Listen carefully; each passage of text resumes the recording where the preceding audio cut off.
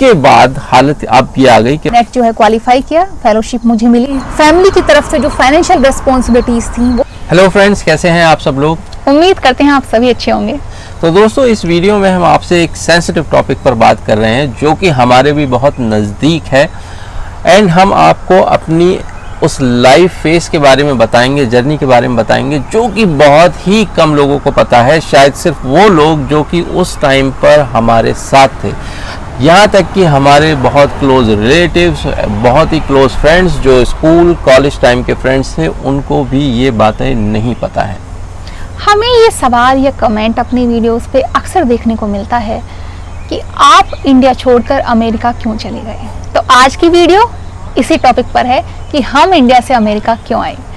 अगर आप हमारी कुछ वीडियोस देख चुके हैं तो आपको एक आइडिया ज़रूर होगा कि हम दोनों साइंटिस्ट हैं बायोटेक्नोलॉजी फील्ड में एंड हम 10-11 साल पहले इंडिया से अमेरिका आए थे अपनी पीएचडी पूरी करने के बाद। हम दोनों के ही अपने अपने रीजंस हैं, अपने अपने एक्सपीरियंसेस हैं। तो आज इस वीडियो में आपसे शेयर करेंगे। उम्मीद है कि इसमें से कुछ इन्फॉर्मेशन हम आपको दे सकें, शायद कुछ आपके यूज़ का हो। और अक्सर जो यूट्यूबर्स अमेरिका से वीडियोस बनाते हैं उनके बारे में पर्सनल लेवल पे आपको कुछ जानकारी मिल सके। तो चलिए मैं आपसे पूछती हूँ कि जब आप आज से 10-11 साल पहले अमेरिका आए तो आपकी पर्सनल, फाइनेंशियल एंड प्रोफेशनल क्या सिचुएशन थी? पर्सनल से शुरू करता हूँ, ठीक है। सो पर्सनल सिचुएशन ये थी कि जब हम पीएचडी कंप्लीट करने वाले थे तो एज हो चुकी थी हमारी, लगभग 29 से 30 के आसपास हम पहुंच चुके थे एंड उस टाइम पर शादी भी नहीं हुई थी। एंड शादी ना होने का एक बहुत बड़ा रीज़न ये होता है कि भाई आपके पास उस वक्त पैसे भी नहीं थे, मेरे पास, सो जेब बिल्कुल खाली थी। अब नेक्स्ट स्टेप यहाँ से शुरू करते हैं कि जेब क्यों खाली थी, उसका रीज़न मैं आपको बताता हूँ। सो एमएससी करने के बाद अगर आपको पीएचडी करना है सो गवर्नमेंट की तरफ से एक यूजीसी CSIR की स्कॉलरशिप और नेट का एग्ज़ाम जो होता है, जनरल नेट एग्ज़ाम कहा जाता है, वो आपको क्लियर करना होता है। और बेस्ट ऑफ द बेस्ट उसमें जो टॉप लोग होते हैं उनको स्कॉलरशिप भी मिलती है पीएचडी करने के लिए। सो जो कि एक रिक्वायरमेंट है इंडिया में, सारे इंस्टीट्यूट जो अच्छे इंस्टीट्यूट्स हैं उसमें इंटरव्यू के लिए क्वालिफाई करने के लिए। सो वो हम स्कॉलरशिप बीट करने के बाद हमने बहुत सारे इंस्टीट्यूट्स में इंटरव्यू किया और national centre for sale science में मेरा सिलेक्शन हुआ जो कि पुणे में है। और उस टाइम पर जो हमारी स्कॉलरशिप मिलती थी हम लोगों को, जो स्टार्ट हुआ था वो 8,000 पर मंथ से हुआ था। सो 8,000 रुपये पर महीना मिलते थे और हम पुणे में रहते थे। तो आप समझ सकते हैं कि आप पुणे जैसे शहर में रह रहे हैं, 8,000 रुपये इतने ज़्यादा नहीं है कि आप उस टाइम की बात कर रहा हूँ मैं, कि आप बहुत ही लेविशली जी सकें और सारी चीज़ें। बट जो भी था कि हम इंडिपेंडेंट हो चुके थे, अपना खर्चा खुद चला सकते थे एंड अगर आप बहुत कोशिश करते हो तो थोड़ी बहुत आप सेविंग भी कर लेते हो। दूसरी चीज़ ये है इसमें स्कॉलरशिप में, जो स्कॉलरशिप होती है वो गवर्नमेंट आपको 5 साल के लिए देती है, 5 साल से एक दिन भी ज़्यादा नहीं। एंड जो पीएचडी आपकी होती है उसका जो ड्यूरेशन है, जो टाइम पीरियड है वो फिक्स नहीं है। पीएचडी बहुत रेयर केसेस में 5 साल से पहले ख़त्म हो जाती है, लेकिन मोस्ट ऑफ द केसेस में पीएचडी 5 या उससे ऊपर की जाती है और मेरी पीएचडी को लगे 7 साल। उसका रीज़न ये रहा क्योंकि मैं इन्होंने बताया कि हमारी जो पीएचडी है बायोटेक्नोलॉजी में है, बट अगर मोर क्लोजली मैं कहूँ तो मेरी जो काम था वो वायरोलॉजी से पूरा बेस था, वायरोलॉजी पे बेस था। और वायरोलॉजी में जब अक्सर आप काम करते हैं तो उसमें इन वाइवो एक्सपेरिमेंट्स, जो कि एनिमल्स के ऊपर एक्सपेरिमेंट्स होते हैं, वो इन्वॉल्व हो जाते हैं। और जब एनिमल इन्वॉल्व होते हैं तो उन एक्सपेरिमेंट्स की जो ड्यूरेशन होती है बहुत लंबी होती है। और दोस्तों, हर एक्सपेरिमेंट आप जानते हैं कि सक्सेसफुल नहीं होता, बहुत ही चंद एक्सपेरिमेंट होते हैं सक्सेसफुल होते हैं। तो उस पूरी इस चेन में कि आपके लंबे लंबे एक्सपेरिमेंट्स और बहुत ही चंद सक्सेसफुल हुए, सो उसमें मेरी जो थीसिस का 3rd चैप्टर था वो पूरा एनिमल एक्सपेरिमेंट पे बेस्ड था। तो उसको करते करते मुझे टाइम लगा 6 साल। और 6 साल के बाद जो नेक्स्ट 1 ईयर था वो उसमें आपको थीसिस लिखनी होती है, मैन्यूस्क्रिप्ट लिखनी होती है, थीसिस सबमिट करनी है, एक्सटर्नल एग्जामिनर्स के पास आपकी थीसिस एवेल्युएशन के लिए जाती है, फिर आपका एग्ज़ाम जो एग्ज़ामिनर एवेल्यूएट करते हैं वो आपका वाइवा लेने आते हैं। सो ये सारा करते करते जो टाइम था वो 7 साल लग गया। सो आप सोचिए 5 साल के लिए तो मेरे पास स्कॉलरशिप थी, मेरा खर्चा चला। जो मैंने सेविंग की थी उससे मैंने जो 2 साल एक्स्ट्रा थे 5 के बाद, उसमें से 6-7 महीने जो है वो मैंने अपनी सेविंग से काम चला लिया। और उसके बाद हालत अब ये आ गई कि भाई अब मेरे पास रास्ता क्या है? मेरे पास रास्ता ये है कि या तो मैं अपने घर वालों से पैसा मांगूं या एक्स्ट्रा कहीं जॉब करूं। एक्स्ट्रा जॉब मैं कहीं कर नहीं सकता था क्योंकि मैं अभी भी पीएचडी में एनरोल था और मुझे ये सारे जो अपने काम थे वो पूरे करने थे, थीसिस राइटिंग एंड सारा वो सारी चीज़ें। देन घर वाले बचते हैं भाई कि मैं घर वालों से पैसे मांगूं। सो उस टाइम पर देखिए, आप एक तो एज ऐसी हो जाती है आपकी उस टाइम पर कि आप किसी से भी पैसे मांगना, भले ही वो चाहे आपके पेरेंट्स क्यों ना हो, वो अच्छा नहीं लगता है। दूसरी उससे भी बड़ी बात ये थी कि मैं अपने ख़ानदान से कहूँ आपको कि अकेला ऐसा हूँ जिसने साइंस ली थी और पीएचडी करने बाहर निकला था। सो पीएचडी तो दूर की बात है, वहाँ पर कोई साइंस भी नहीं लेता था उस टाइम में। और मैं एक ऐसा एग्जाम्पल सेट नहीं करना चाहता था कि लोग मुझे देखें और फिर ये कहें कि देखो ये एक ख़ानदान से अकेला लड़का ही बाहर गया था पढ़ाई लिखाई करने और आज भी इसको माँ बाप से पैसे जो है मांगना पड़ रहे हैं। सो एंड मैं उन लोगों को डिस्करेज नहीं करना चाहता था। जो मैं जानता था कि लोग मेरी तरफ देखते हैं, मुझे मेरी तारीफ़ करते हैं, मुझे अपने बच्चों को बताते हैं कि देखो उससे सीखो, उसे देखो वो पढ़ाई करके कहाँ गया है। सो मैं उनको डिस्करेज नहीं करना चाहता था, ना बच्चों को ना उनके पेरेंट्स को। सो मैंने उनसे इसलिए मैंने अपने पेरेंट्स से भी पैसे नहीं लिए उस टाइम पे अपने खर्चों के लिए। तो फिर भाई बचते हैं आपके जो सबसे नज़दीकी होते हैं आपके दोस्त। सो मैंने अपने दोस्तों से उधारी लेके उस टाइम पर बहुत बहुत अच्छे दोस्त हैं मेरे, उन सब ने बहुत उस टाइम पर मदद की। उधार देना भी किसी को एक बहुत बड़ी मदद होती है। सो वो उधारी लेके मैंने अपने ऊपर कर्जा चढ़ाया और फिर वो 1.5 साल निकाले, सारा खर्चे किए, क्योंकि ये सारा थीसिस प्रिंटिंग और सब चीज़ों में बहुत खर्चा होता है। सो यहाँ पर हम देखिए पर्सनल सिचुएशन भी ख़राब थी कि आप अभी अकेले हैं, शादी हुई नहीं है, फाइनेंशियल ख़राब हो चुकी है, और कैरियर जो प्रोफेशनल है, प्रोफेशनली आप पीएचडी आपकी कंप्लीट होने वाली है। अब आपको अपनी सिचुएशंस के हिसाब से डिसाइड करना है कहाँ जाना है। और उस टाइम पर जब मैं वहाँ था, पीएचडी ख़त्म होने वाली थी, तो एक ट्रेंड था इंडिया में कि आपको चाहे इंडस्ट्री में जाना है या फिर एकेडमिया में जाना है, उसके लिए आपको फॉरेन का ठप्पा होना, स्पेशली अगर आप यूएस रिटर्न है, वो बहुत ज़रूरी था। क्योंकि अगर हम ये भी और मैं भी, अगर मैं अपनी बात करूं, मेरे इंस्टीट्यूट में जितने भी हमारे मेंटर थे, जो पीएचडी हमारे गाइड्स थे, मेरा एक था मतलब, और जितने भी सारे थे वो सारे के सारे यूएस रिटर्न थे, सब लोग यूएस से वापस गए थे। तो हम एक एग्जाम्पल हमेशा ये देखते थे कि अरे क्योंकि ये ज़रूरी है, हमें ऐसा लगता था कि अगर हम नहीं गए तो हमें भी जॉब नहीं मिलेगी। तो ऐसा था भी, जितने भी नए फैकल्टीज ने हम अपने अलग अलग इंस्टीट्यूट्स में ज्वाइन किया था वो सारे यूएस रिटर्न ही थे। 90% सिलेक्शन जो होते थे वो बाहर से आने वाले जो कैंडिडेट होते थे पीएचडी के बाद, जिन्होंने यूएस में ट्रेनिंग ले ली है, यूके में ट्रेनिंग ले ली है, उन्हीं को ही जॉब भी मिलती थी, एकेडमिया में स्पेशली। सो भाई मेरे, अब देखिए ये सारी बातें मैंने आपको बताई, तो मेरे ऊपर पर्सनली मैं ऐसा चल रहा था कि कुछ हुआ नहीं था। दूसरा, फाइनेंशियली बहुत हालत ख़राब थी, और एक एग्ज़ाम्पल सेट करना था अपनी ख़ानदान में, अपनी कम्युनिटी में कि देखो पढ़ाई लिखाई बहुत ज़रूरी है और इससे आप जो है आगे बढ़ोगे। भले ही आप चाहे किसी से, और ये ज़रूरी नहीं है कि आपका अमीर होना ज़रूरी है, आपके पास बहुत पैसे होना ज़रूरी है, क्योंकि वो मैंने उनको पीएचडी में एंटर होते ही उनको पता चल गया था कि आई एम इंडिपेंडेंट, मुझे स्कॉलरशिप मिलती है, अपना ख़र्चा खुद चलाता हूँ, सारी बातें हैं। एंड देन मुझे उससे आगे भी जाना था, जो कि मैंने देखा कि सारे लोगों को ये ज़रूरी है कि जो एक बेटर ट्रेनिंग के लिए आपको अब यूएस या फिर यूके या किसी और फॉरेन कंट्री में जाना है। यूएस सबसे ज़्यादा लोग आते हैं और बहुत अपॉर्चुनिटीज़ हमेशा यहाँ साइंस की जॉब में होती हैं, तो हमने फिर वो ऑप्शन चूज़ किया। और ये जो हम जिस टाइम की हम बात कर रहे हैं वो है अब से 12 साल पहले का। 12 साल पहले। पिछले 12 साल में इंडिया में बायोटेक सेक्टर में सिचुएशन काफी बेहतर हुई है। काफी बेहतर हुई है। ऑल्दो फिर भी बाहर दूसरे कंट्री से कंपैरिजन में अभी भी ग्रोथ की बहुत ज्यादा जरूरत है, बट यस ग्राफ बहुत ऊपर गया है।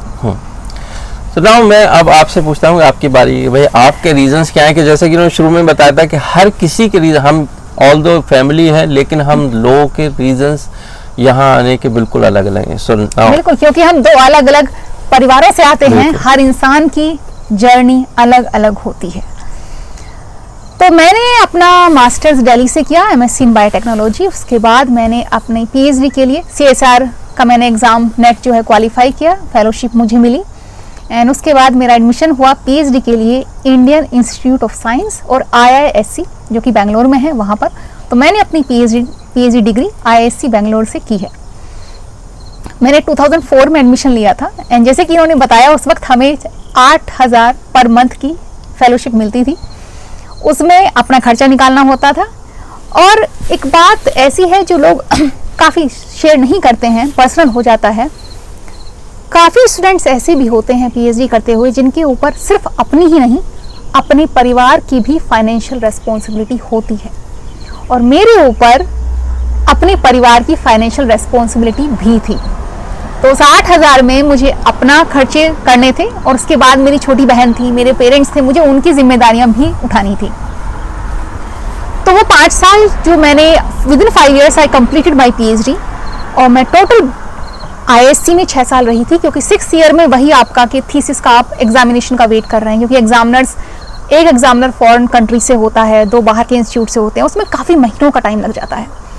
और मुझे मेरी पीएचडी सुपरवाइजर ने मेरे 6th ईयर के लिए, क्योंकि फेलोशिप सिर्फ 5 साल के लिए थी, मुझे as a research associate position दे दी थी, जिसमें मुझे सैलरी मिलती थी। तो मेरे पास अपने खर्चे के लिए काफ़ी पैसा था, लेकिन जैसे कि मैंने आपको बताया, मेरे ऊपर मेरे परिवार की भी जिम्मेदारी थी। और इस 5-6 साल के टाइम में जब मुझे फेलोशिप मिल रही थी, मैंने अपनी छोटी बहन को BSc कराया, फिर कैट की तैयारी कराई, उसके बाद MBA कराया, जो कि बहुत महंगा होता है। तो वो पूरे 5 साल का जो भी मेरी सेविंग थी, जो भी क्या मुझे सेविंग करनी पड़ी एक्चुअली उसमें से, ताकि मैं वो जिम्मेदारियां भी उठा सकूं।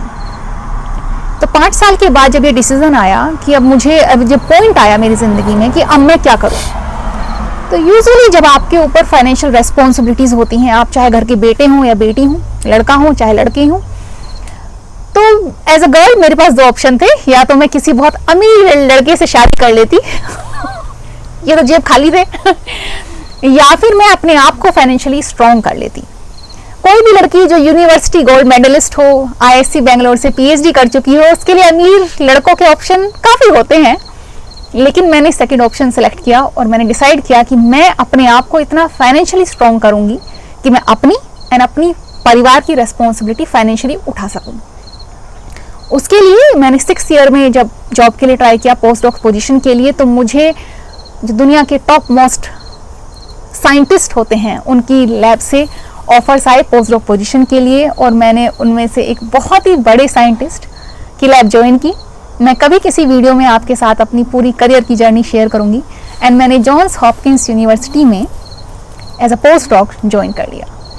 और जो बात आती है फाइनेंशियल रेस्पॉन्सिबिलिटीज़ की, पोस्ट डॉक्स की सैलरी बहुत कम होती है। मेरी सैलरी बहुत ज़्यादा नहीं थी, लेकिन वो इंडिया के कंपैरिजन में अगर मैं पोस्ट डॉक करती या फिर कहीं भी ज्वाइन कर लेती एकेडमिक्स में, उसके कंपैरिजन में कई गुना थी। पोस्ट डॉक ज्वाइन करने के 1 साल के अंदर मैंने अपनी जो मेरे ऊपर मेरी फैमिली की तरफ से जो फाइनेंशियल रेस्पॉन्सिबिलिटीज़ थी वो सारी पूरी कर दी। विदिन 1 ईयर वो सारी जिम्मेदारी मैं इसलिए पूरी कर पाई क्योंकि मुझे अमेरिका में पोस्ट डॉक की सैलरी मिल रही थी, जो कि यहाँ के कंपैरिजन में बाकी जॉब्स के हिसाब से बहुत कम होती है, बट वो उतनी थी कि मैं वो जिम्मेदारियां पूरी कर पाई। तो जो कि इंडिया में रहते रहते शायद मुझे कम से कम 5-6 साल लग जाते। अब आप सोचिए, एक लड़की जो पीएचडी कर चुकी है, उसके बाद उसे 5 साल और अपनी घर की रेस्पॉन्सिबिलिटी उठाने के लिए 5 साल और जॉब करनी है, एंड देन मुझे फिर अपने बारे में सोचना होता कि भाई मुझे लाइफ में अपने लिए पर्सनल लाइफ में क्या करना है, because I was not married that time. लेकिन अमेरिका आने के बाद 1 साल में मैं अपनी पूरी जिम्मेदारियां पूरी कर पाई जो मेरे परिवार की तरफ से थी। And then I decided I think about myself now. और उस 1 साल के होने के बाद इनको भी पोस्ट डॉक पोजीशन, इनकी पीएचडी पूरी हो गई और ये भी पोस्ट डॉक के लिए यहाँ पर आ गए। तो फिर हम दोनों ने अपनी अपनी सैलरी से फिर एक साथ एज अ फैमिली आगे अपनी फैमिली के बारे में फिर अपनी जर्नी शुरू की, अपनी जर्नी टुगेदर हम लोगों ने शुरू की। तो ये हमारे कारण हैं। अक्सर जब आप किसी की वीडियो अमेरिका से देखते हैं तो ये ज़रूरी नहीं है कि वो इंसान, लड़का हो या लड़की हो, अपने पेरेंट्स के पैसे के दम पर यहाँ पर आया हो। बहुत ज़्यादा चांसेस हैं कि वो बच्चा अपनी काबिलियत, अपने हार्ड वर्क के दम पर यहाँ पर आया है। और उसके ऊपर ये भी पॉसिबल है कि अपने घर को सपोर्ट करने की जिम्मेदारी भी हो। और देखिए, एक साइंटिस्ट का जो करियर होता है, हम जब भी किसी चीज़ की खोज करते हैं, रिसर्च करते हैं, कोई नया पाथवे डिस्कवर करते हैं, कोई नई ड्रग डिस्कवर करते हैं, वो हम किसी एक पर्टिकुलर कम्युनिटी, किसी एक पर्टिकुलर लोकेशन, कंट्री के लिए नहीं करते हैं। Science is global. Science is global. और ये ऐसा नहीं, हाँ, और ऐसा नहीं है कि यूएस में रहने वाले साइंटिस्ट ही ऐसा सोचते हैं। जो इंडिया में साइंटिस्ट काम कर रहे हैं वो भी यही सोचते हैं, जो यूके में साइंटिस्ट काम कर रहे हैं वो भी ये सोचते हैं, क्योंकि हर जो साइंटिस्ट है वो एक ग्लोबल कम्युनिटी है। तो हम दुनिया के लिए काम करते हैं, किसी पर्टिकुलर, मतलब ऐसा नहीं है कि अपनी कम्युनिटी, अपना देश, नहीं, ऐसा नहीं है। देखिए, जब इंसुलिन की डिस्कवरी हुई थी तो वो सिर्फ एक पर्टिकुलर कंट्री के जो डायबिटिक पेशेंट थे उनके लिए नहीं हुई थी। इंसुलिन आज दुनिया के हर कोने में यूज किया जाता है। कोई नहीं देखता है कि इंसुलिन की डिस्कवरी किस कंट्री में हुई थी। बिल्कुल। तो साइंस ग्लोबल होती है। आप चाहे इंडिया में रहकर भी, जो हमने पीएचडी में काम किया, वो पेपर्स जो हैं वो बाहर के लोगों ने भी पढ़े। जो हमने यूएस में आके एज ए साइंटिस्ट काम किया, वो पब्लिकेशंस, हमारी रिसर्च फाइंडिंग इंडिया में भी लोग पढ़ते हैं। हमारे कोलैबोरेशंस इंडिया में भी होते हैं, बाकी देशों में भी होते हैं, विद इन यूएसए भी होते हैं।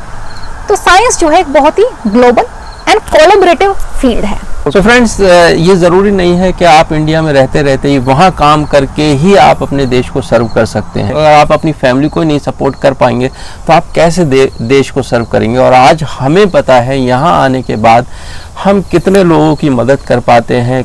यहाँ आने के बाद इंडियंस कितना पैसा अपने देश वापस भेजते हैं, उससे भी देश बहुत मजबूत होता है, जो कि वो शायद उतना वहाँ रह के वहाँ पर पैसा नहीं कमा सकते, उतना पैसा वहाँ नहीं बना सकते। सो डोंट थिंक कि जो लोग यहाँ काम कर रहे हैं वो सर्व नहीं करते हैं। और देखिए, एक सिंपल सा रूल है लाइफ का कि वीक होना वही लोग अफोर्ड कर पाते हैं जिनके पास एक स्ट्रॉन्ग सपोर्ट सिस्टम होता है।